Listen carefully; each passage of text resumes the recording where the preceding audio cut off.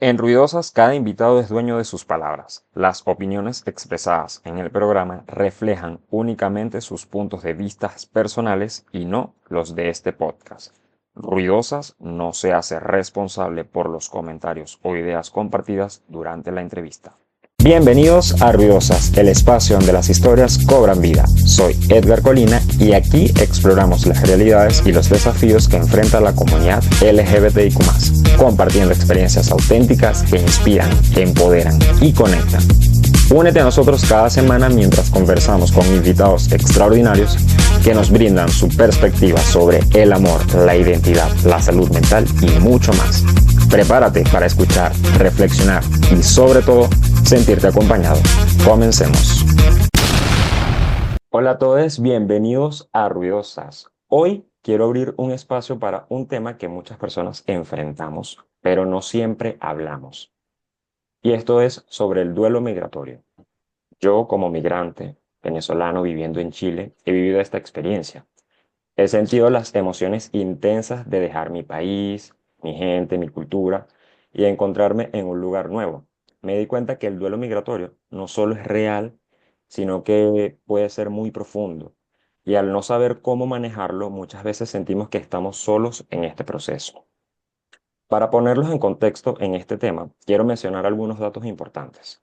En el año 2021, el Movimiento por la Integración y Liberación Homosexual, el MÓVIL, en Chile, realizó una encuesta sobre la situación de la población migrante LGBTIQ+, y esta encuesta reveló algunos datos. Más del 60% de las personas migrantes LGBTIQ+ reportaron haber sufrido algún tipo de discriminación en el país, ya sea por su orientación sexual, identidad de género o por su condición de migrante. Además, un 40% de los encuestados mencionó que la discriminación impactó negativamente en su salud mental, generando sentimientos de ansiedad, depresión y un profundo sentido de soledad. Por último, el estudio destacó que una gran parte de los migrantes siente dificultades para integrarse a la sociedad chilena, debido a las barreras como la falta de redes de apoyos y las diferencias culturales. El propósito de este episodio es ofrecer a quienes lo escuchen herramientas prácticas y valiosas.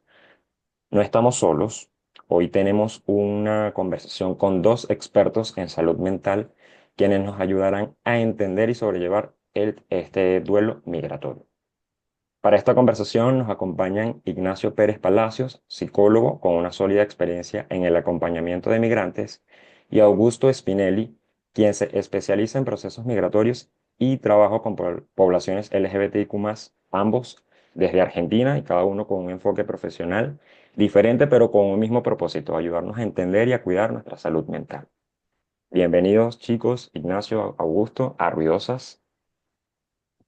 Edgar, ¿qué tal? Gracias por invitarnos. ¿Qué tal, Edgar? Gracias por la invitación, un placer estar acá. Encantadísimos con tenerlos acá para que nos ayuden a toda nuestra audiencia sobre este proceso, ¿no? Vamos a comenzar por el principio. ¿Por qué el duelo migratorio es tan profundo? ¿Qué implica emocionalmente para quienes dejan su país en busca de una nueva vida? ¿Y qué es el duelo migratorio? Digo una intro yo, Agus, ¿te parece? Y Dale, dale. al hablar de duelo migratorio, yo arrancaría hablando por el duelo. O sea, es una variante de un duelo que no implica más que un proceso adaptativo de superación de una pérdida. En general, uno cuando habla de duelos está más acostumbrado a hablar de pérdidas físicas, de personas que uno quiere y demás. Pero obviamente los duelos no se circunscriben únicamente a las pérdidas de personas queridas, sino también a las pérdidas de lugares, a pérdidas de trabajo, de relaciones, obviamente también. Y el duelo migratorio está relacionado con todo aquello que uno deja atrás en el lugar que dejó, ¿no? Obviamente hay muchísimas variantes del mismo porque cada proceso es singular, como todo en psicología. Y una de las principales cuestiones, y ahora te cedo la palabra, que creo que hace que el duelo migratorio quede algo taponado, es que la migración trae aparejadas un montón de cuestiones. No solo ligados a aquello que uno va a extrañar, a aquello que uno siente que perdió y demás, sino desde cuestiones operativas del nuevo lugar, económicas, bueno, culturales. Por lo tanto, en el afán de resolver las cuestiones más elementales, casi de supervivencia al principio, eh, el duelo migratorio a veces se va gestando un poco por lo bajo. Entonces, un poco nuestro trabajo es ayudar a quien nos consulta a visibilizarlo y a trabajarlo. Y sumando a lo que dice Nacho, uno podría pensar que no hay migración sin pérdida. No hay decisión de migrar o consumación de la migración sin una pérdida y por lo tanto sin algún nivel de duelo, ¿no? En este sentido que decía Nacho, de elaboración de algo que se deja atrás y de expectativas por lo que vendrá, digamos, ¿no? Nosotros siempre decimos que migrar implica, entre otras muchas cosas, no solamente avanzar hacia un horizonte de posibilidades, sino también revisar algo, ¿no? De la relación con la cultura que se deja atrás, ¿no? En ese proceso de inserción a una nueva cultura también se revisa el vínculo con la vieja.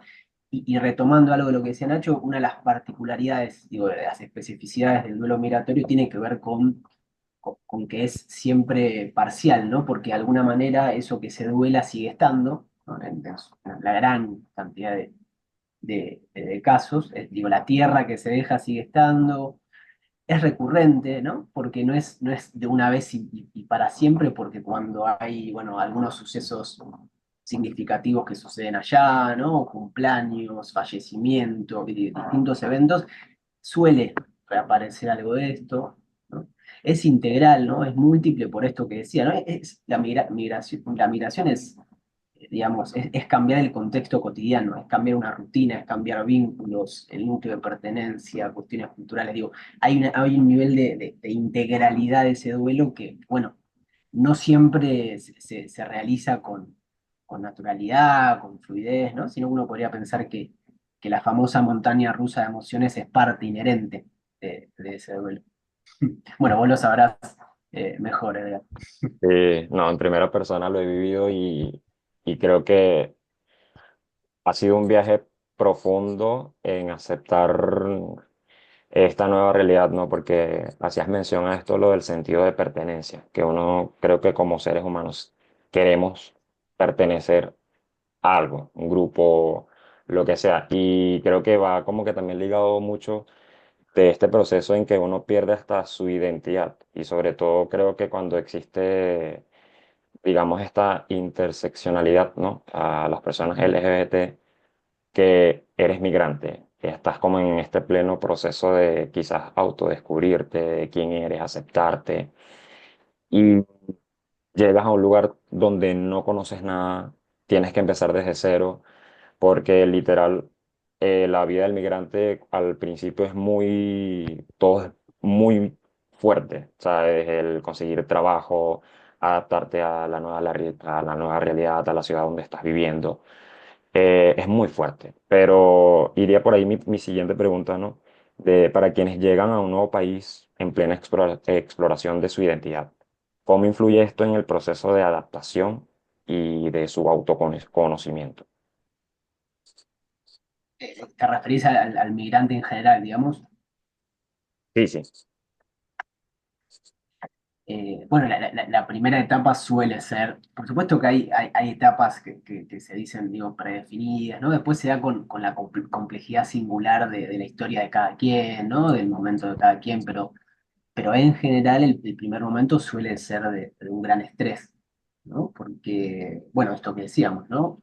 La rutina que uno seguía, los vínculos que a uno lo alojaban, ¿no? Las identidades que a uno lo cobijaban se ponen en tensión, en cuestión, ¿no? Yo siempre digo que yo soy yo no solamente por los atributos con los cuales me identifico, sino también un poco por los otros, ¿no? Por las otras con los cuales me vinculo, con las instituciones que habito, ¿no? Con los hábitos que practico, digo, etcétera, etcétera, ¿no? Y en ese sentido, cambiar ese entorno cotidiano implica, nosotros usamos una metáfora en Raíces, que es que migrar implica un terremoto identitario, ¿no? Una metáfora que, bueno, que un poco intenta describir algo de lo que vos recién decías, ¿no? todo lo que éramos se pone en cuestión. No quiere decir que no lo podamos seguir siendo, ¿no? Pero implica una revisión de eso, ¿no? Y muchas veces una reconstrucción o incluso un duelo para dejarlo atrás.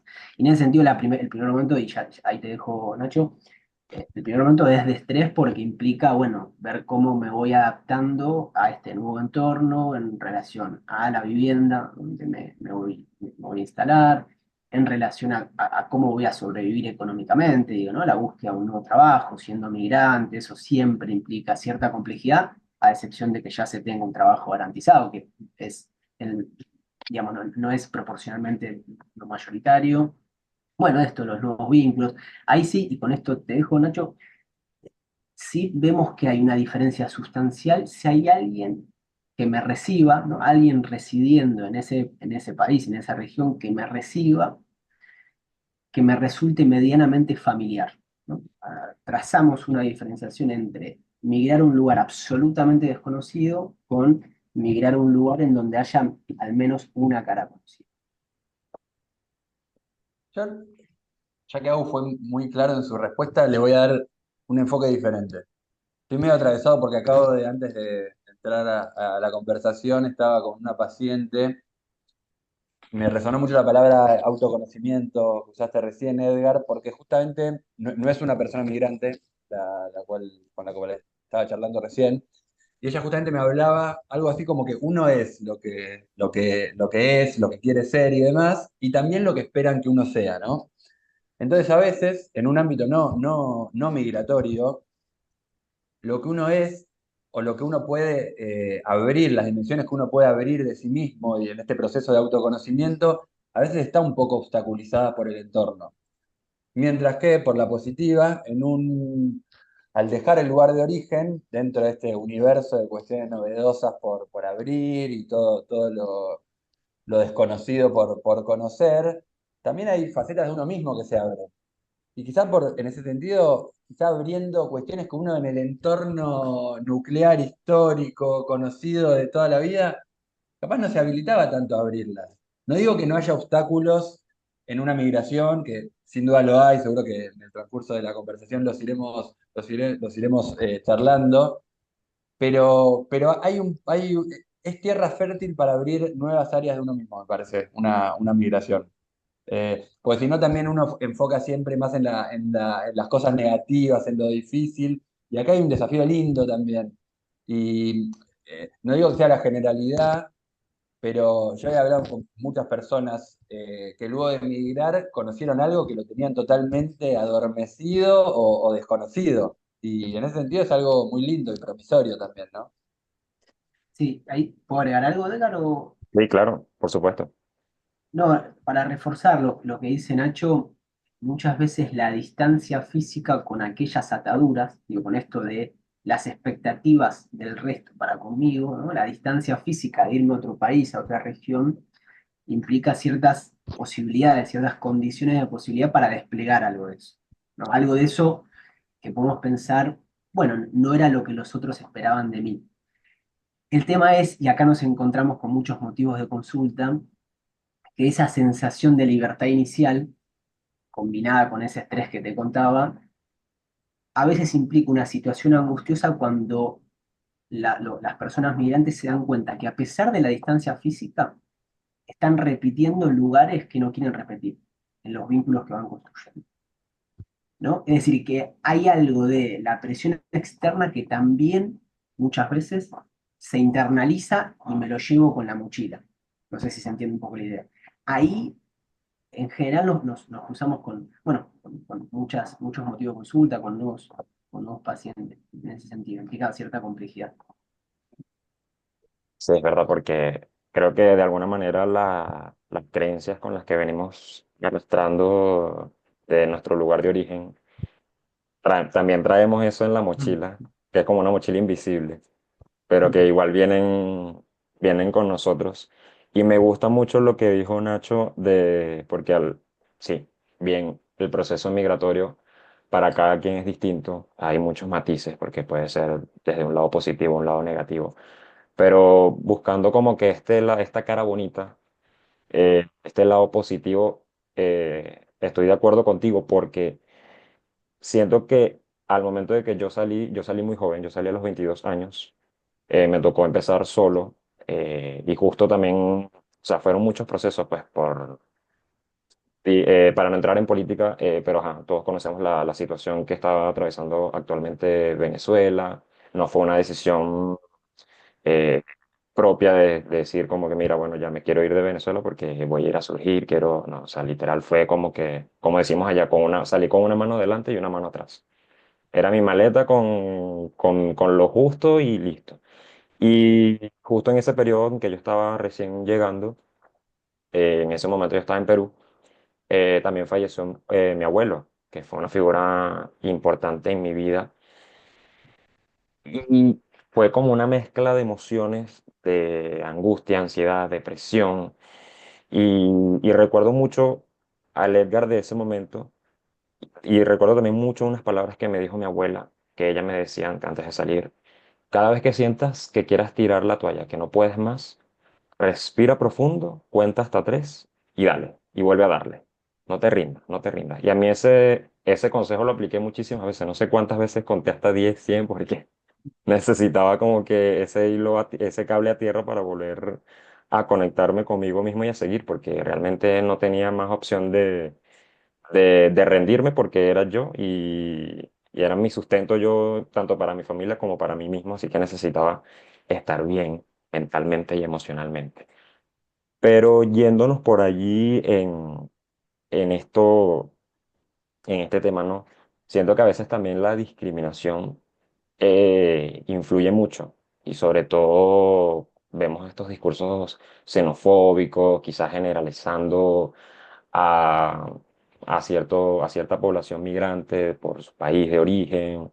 Lo vimos bueno, en los cuentos. Yo siempre tomaba como referencia la migración, era de estos programas hispanos que pasaban en la televisión, que veíamos a los mexicanos en Estados Unidos y siempre este discurso. Y ya cuando me tocó vivirlo como que en primera persona, entendí y conecté con ese discurso, ¿no? De que dejar tu tierra puede ser te puede afectar tanto.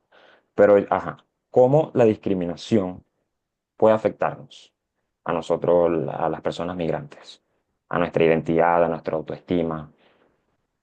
Y desde ya que afecta muchísimo. O sea, aparte de atravesar un proceso migratorio y lograr ir enraizando de a poco en la nueva cultura, en el nuevo lugar, tiene que ver con empezar a sentirse alojado por ese lugar, por empezarlo a sentir propio, por constituirlo en un lugar de pertenencia, con las diferentes aristas, ¿no? que influyen en ese sentido. Y la discriminación es como que está en las antípodas del poder enraizar, es cuando uno siente un rechazo del lugar al que fue, por lo tanto el proceso, o sea, la discriminación en todo ámbito, en todo lugar, es algo absolutamente repudiable y genera un montón de cuestiones en en la psiquis, en la autoestima y en el despliegue de la propia identidad y demás. Pero en un proceso migratorio lo acentúa aún más, porque ya de por sí estás en una situación algo tan valiente. Eh, la verdad que es algo que nosotros nos encontramos, digamos, hay como ciertos rasgos, ¿viste? Incluso nosotros que trabajamos con poblaciones que migraron en condiciones más o menos cuidadas y no refugiados, digamos. O sea, el mundo de las migraciones es muy amplio. Nosotros a veces tratamos de recordar un poco eso también. De hecho, en redes a veces hacemos alguna publicación porque nosotros estamos en un nicho de las migraciones con mejores perspectivas de todas. Y aún así, ahí nos encontramos con casos de discriminación. Imaginémonos lo que queda para todo el resto, ¿no? Donde la discriminación es como flagrante, es puramente cruel. Eh, Mm, sí, e ahí. incluso a veces yo lo explico desde, ahí te dejo a vos, eh, eh, de más a menos o yendo a las profundidades o con ejemplos muy llanos, digamos, vos, no sé, Edgar, estás haciendo un podcast. Si lo difundís y a nadie le gusta o no te contestan, que no es en sí mismo un acto de discriminación, simplemente de desinterés, ¿qué ganas vas a tener de volver a hacerlo, ¿no? El siguiente episodio capaz ni siquiera lo grabás. Es como que uno necesita refuerzos positivos, sentir que lo que uno hace genera algo en el otro, que están esperando algo de uno. Digamos, en la discriminación, en la segregación, justamente es todo lo contrario. Entonces, para la autoestima, desde ya que es un obstáculo gigantesco. Eh, te Sí, cedo. sí, sí, es muy importante lo que traes, Edgar, y también trazamos una línea, no divisoria, pero sí de diferenciación cuando es una migración voluntaria, ¿no? Y con una migración forzada, como de alguna manera vos traes, ¿no? Tiene sus particularidades, no sé si entrar ahí, pero en una migración forzada la esperanza latente de volver, ¿no? Una vez que las circunstancias políticas, económicas del país de origen cambien, está permanentemente, en general, ¿no? La esperanza de volver con otras circunstancias, nos hemos cruzado con que eso está muy permanentemente. Pero y sin meterme en eso, la discriminación a la gente inmigrante de por sí implica un desconocimiento del papel histórico de la migración en la constitución de la sociedad. Digamos. O sea, no hay sociedad hoy en día como la conocemos sin procesos migratorios en la antigüedad, en la modernidad. Digo, no me voy a meter en eso, pero ya de por sí implica eso. Y también el aporte que hace la gente inmigrante a las sociedades donde reside, que hacen un valor muy importante con esos distintos trabajos que muchas veces no hace la gente residente, ¿no? Que digo, de nuevo, una diversidad de fuentes laborales que terminan siendo base, ¿no? Para que la sociedad esté en movimiento. Y la discriminación uno podría pensar que de alguna manera es, un poco lo decía Nacho, ¿no? El desconocimiento o el rechazo a la alteridad, ¿no? A lo distinto del otro, la diferencia, ¿no? Que, como vos bien decías, Edgar, hoy lamentablemente es el discurso que prima, ¿no? Hoy lamentablemente no prima la interculturalidad, la solidaridad, al menos en términos generales. Después obviamente hay distintas realidades culturales y nacionales, y eso, bueno, un poco lo decía Nacho, complejiza el proceso de adaptación porque el vínculo es el primer territorio que dignifica. No hay alojamiento posible sin vínculo constituido y en ese sentido hace más complejo. Pero, y con esto cierro la idea, dicho todo eso en términos negativos, también la discriminación, ¿no? Implica la posibilidad de construir, a mí me gusta decir, construir espacios de resistencia frente a las narrativas de la crueldad, ¿no? Espacios de resistencia frente a las narrativas a las narrativas de la crueldad. Es decir, que lo mismo los discriminados, ¿no?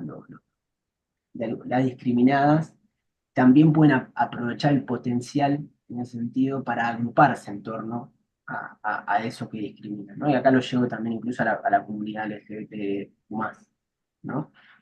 El potencial de resistencia, de organización, de identificación que surge en personas discriminadas por distintas cuestiones, ¿no? Y ahí, bueno, es posible armar núcleos de resistencia y de pertenencia desde ahí también, digo, encontrándole la contracara, si se quiere, potencial.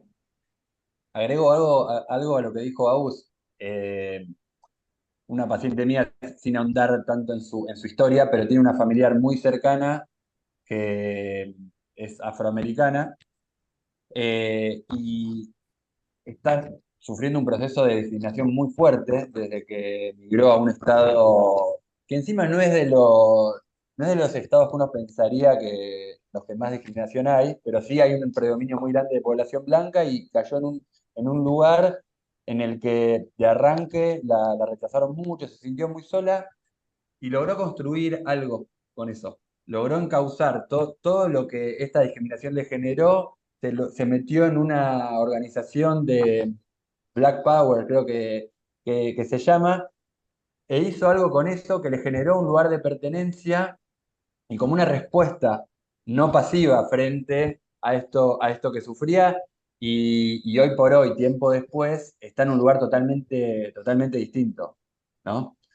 Como que le abrió también un mundo de algo negativo, ella logró hacer algo positivo y dar una respuesta para el afuera, pero fundamentalmente creo yo para el adentro, que la hizo sentirse mucho más a gusto.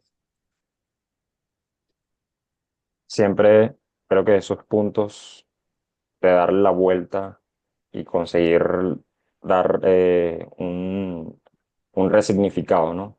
a eso que quizás fue una tragedia, convertirlo en un propósito, en algo que nos puede abrir un universo de posibilidades. Me encanta. Ahora quisiera que compartieran de alguna manera cómo darle herramientas, ¿no? A las personas que nos estén escuchando, de cómo atravesar todo este duelo, este conflicto, porque creo que son pocos los espacios que hay y donde se hable de este tema a profundidad, ¿no? Porque si bien el migrante sale, llegó a un país y ya cuando estás en este torbellino de emociones, no sabes qué hacer, no sabes cómo responder y lo que haces es llorar y llorar y llorar, pero no, con llorar está bien, que es válido. Pero ¿cómo hacemos para afrontar y atravesar este viaje? ¿Qué herramientas nos pueden compartir ustedes como psicólogos? Yo creo que, a ver, la migración puede ser tomada como una especie en el peor de los escenarios, una suerte de campo minado que uno no sabe dónde pisar porque algo puede estallar y eso genera mucha incertidumbre y mucho miedo, obviamente. Entonces, ir construyendo pequeños pisos de seguridad creo que ayuda para tener tierra firme donde sí poder pisar. En todo caso, pues la territorialidad, ir ampliándola es mejor aún. Y más allá de lo metafórico, me refiero estrictamente a empezar a generar pequeños núcleos más de, de pertenencia. Hay muchos grupos, es muy común, bueno, vos lo debes saber mucho más que nosotros, Edgar, de, no sé, ecuatorianos viviendo en Canadá, venezolanos viviendo en Chile. Digo, que no necesariamente es esa la única respuesta, pero de arranque para romper el hielo y para sentir que uno se encuentra con algo más de lo propio, de lo conocido, es un buen paso para dar. Eso por un lado. Después también eh, está la idea, depende de dónde uno mire, o también depende de dónde uno se fue, la idea de que no te podés quejar, no sé, vivís vivís en Estados Unidos, no te podés quejar, estás en España, no te podés quejar, si venís de... No, bueno, hay algo de, más allá de la queja, de darle entidad a lo que uno está sintiendo. Porque si no pareciera, me encantó lo que contaste de tu abuela, de contar, aguantar y seguir resistiendo y seguir luchando para adelante. Me parece que es una buena receta y al mismo tiempo que esa receta no implique no darle lugar a lo que uno está sintiendo, porque también darle lugar a lo que uno le pasa permite poder trabajarlo con el componente de la lucha y la garra que también es necesaria, ¿no? Entonces es como una combinación de ¿qué me pasa a mí con esto que está ocurriendo, con este no encontrar lugar, poder verbalizarlo, poder darle entidad para poder trabajarlo y al mismo tiempo ir construyendo pequeños pisos de certidumbre, como decía recién? Mm. Sí, sí, yo diría poder darle entidad a lo que me pasa sin patologizarlo. No sé si capaz una palabra conmigo de nuestro mundillo, ¿no? De la salud mental, pero básicamente poder darle importancia a lo que siento, transitar eso que me pasa, sin pensar que por eso me voy a volver loco, sin pensar que por eso la migración va a ser una especie de fracaso estrepitoso en mi vida, sin que, digo, y saber que va a haber vivencias que me van a acompañar, ¿no? Esto que vos traías, ¿no? Cierta vivencia de soledad, de aislamiento por momentos, cierta vivencia de, bueno, esto que traía Nacho, de incertidumbre, de no saber lo que pasa, cierta vivencia de frustración. Nosotros siempre decimos, ¿no? Nada de lo que yo pensé que iba a ser la migración va a resultar tal cual como yo lo pensé. Y eso pasa con todo hito biográfico, ¿no? Significativo, con toda decisión que tomemos, ¿no? Cuando nos convertimos en madres o padres, cuando nos casamos, cuando uno podría hacer paralelismos con grandes decisiones y grandes cambios en la vida y nunca, siempre la frustración es parte del camino deseante, uno podría decir. Por supuesto, cuando uno lo transita, es fácil decirlo, pero cuando uno lo transita es muy complejo vivirlo, ¿no? Por eso esto que decía Nacho, ¿no? De buscar caras conocidas, de no planificar grandes objetivos, ¿no? Sino una planificación muy benevolente con uno, poco ambiciosa, de pequeños, muy pequeños objetivos, ¿sí? De saber que la ansiedad nos va a acompañar. La ansiedad es parte también del mundo emocional del migrante. Por supuesto, ahí hay que ver cuándo esa ansiedad nos permite avanzar y cuándo nos paraliza, ¿no? Pero bueno, digo, no quiero sumar mucho más a lo que decía Nacho. Sí, una última cosita, nos parece, nosotros no somos tanto de dar herramientas, ¿no? Herramientas universales que le sirvan a todo el mundo, porque eso puede tener una contracara que no está tan buena, que es cuando yo no puedo ejecutar eso que me dicen que tengo que ejecutar para estar mejor, y eso a veces, en vez de hacerme sentir mejor, me hace sentir más culpable, más frustrado. Entonces, tenemos mucha cautela con eso. Nos parece que está bueno dar algunas herramientas singulares, caso por caso, sin negar la necesidad de poder, bueno, elaborar, resignificar algunas cuestiones, ¿no? Resignificar, por ejemplo, el por qué migramos, ¿no? Eso siempre se da como a posteriori muchas veces, ¿no? Nunca migramos solamente por lo que entendemos al principio que migramos. Siempre hay algunas cuestiones ahí que se van elaborando.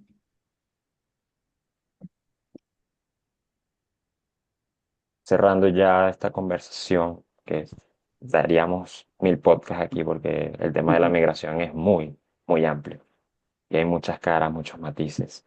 Pero me gustaría que le dieran como un mensaje para quienes quizás nos estén escuchando, ¿no? Y que quizás estén atravesando por este proceso de duelo. ¿Qué le dirían a esas personas que están en conflicto y no encuentran como sí, serenidad, paz en este proceso? Yo me quedé un poco con lo que decía Agus de saber aquello que uno va a atravesar. La migración es una invitación constante a sacar conclusiones apresuradas, me parece. Entonces, digo, a sabiendas de que uno está continuamente expuesto, entonces me vuelvo, no, mi hija no se adaptó, entonces ya está, demos todo por tierra. Eh, el buscar soluciones fáciles, inmediatas, es muy tentador, porque en el fondo a nadie le gusta pasarla mal, a nadie le gusta sufrir. Entonces, tratar de tener paciencia, tratar de, como decía tu abuela, contar hasta 10 no solo para tomar envión para resistir, sino contar hasta 10 en el sentido de, esperá, o sea, hoy siento esto, quizá mañana puedo empezar a sentir otra cosa, porque es un torbellino realmente de emociones y lo que uno está pasando hoy posiblemente empiece a mutar de a poco, haciendo algo al respecto, pero también no volviéndose loco, ¿no?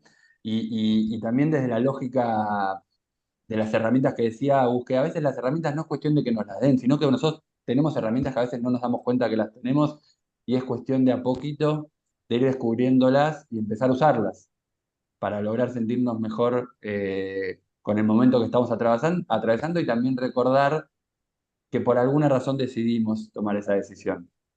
Y última, dimos hace poco con una persona que tiene un usuario en Instagram para migrantes, muy piola, que tiene un libro que se llama Nadie migra para ser menos feliz.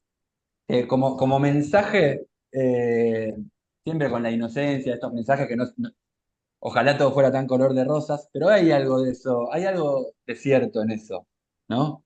Eh, y entonces también es cuestión de construir ese camino, eso que nos haga bien, encontrar esa felicidad, que obviamente como todo lleva tiempo. Sí, no tengo mucho más para agregar. Sí saber que en el mundo, lamentablemente, hay cada vez más obstáculos para migrar, ¿sí? Y eso trasciende a cada migrante, ¿no? Digo, no apropiarse automáticamente de esos obstáculos que nos trascienden, ¿no? De políticas públicas, como decías vos, de discriminación, etcétera, etcétera, eh, sino ir viendo cómo lidiamos con eso, sobre todo colectivamente.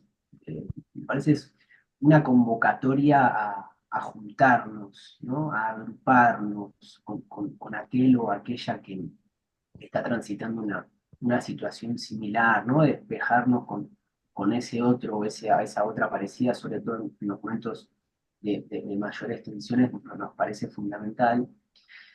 Y esto de tener más paciencia, ¿no? Lo decía Nacho, de suspender un poco los juicios de valor hacia nosotros mismos para, para poder, bueno, ir avanzando con avances y retrocesos en ese camino tan, bueno, a veces tan enriquecedor y tan lindo, más allá de las tensiones, de todo esto que contamos, que puede ser el migrar, ¿no? Para dar lugar a la creación, de alguna manera. Sí, porque para quienes migramos, el duelo puede ser un equipaje invisible que llevamos con nosotros. Pero recordemos que no estamos solos, que seamos autocompasivos con nosotros mismos, que nos tengamos paciencia y que al final, que yo mantengo un mantra de una canción de Shakira que siempre sale el sol al final después de la tormenta. Bueno, agradecidos con ustedes, Ignacio, Augusto, por esta conversación. En la descripción del episodio les dejamos sus redes sociales. Esto es Ruidosas. Quizás no en algún episodio más adelante los volvamos a tener con ustedes acá. Muchísimas gracias por este episodio. Esto es Ruidosas. Yo soy Edgar Colina y nos estamos escuchando en otro episodio. Bye bye.